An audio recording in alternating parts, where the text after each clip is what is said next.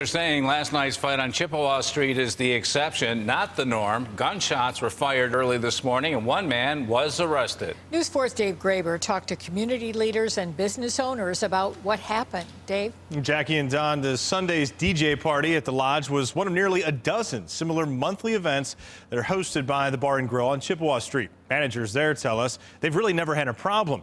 Buffalo police, they back that sentiment and say issues like the massive fight and subsequent shooting early this morning are rare. Buffalo police say they're asking the city's licensing agency and the state liquor authority to look into possible violations from Monday morning's melee on Chippewa Street.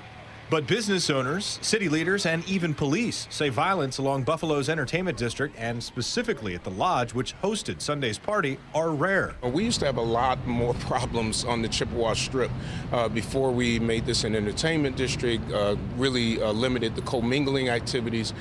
So I think what you saw was an isolated event, unfortunately, that I really don't want to reflect Chippewa or even the establishment, because they have been very cooperative, at least with our office, when we've asked them to make changes.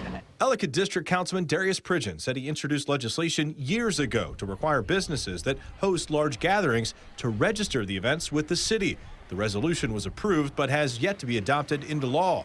Pridgeon says now is the time to revisit that decision. And I think that's important for the clubs, for the parties, and for growing Buffalo. This is a really new problem to have, is to have so many events all over the city. But the Buffalo Police Department cannot be expected to know if they're not informed. Jennifer Keppert is one of the owners of Tap House Pub and Grill. She was surprised to hear things got so out of hand so quickly on Monday morning. She says businesses along Chippewa work well together, and she appreciates the security provided by Buffalo police. We see police force and presence down here constantly. I frankly feel very safe down here. I haven't had any problems.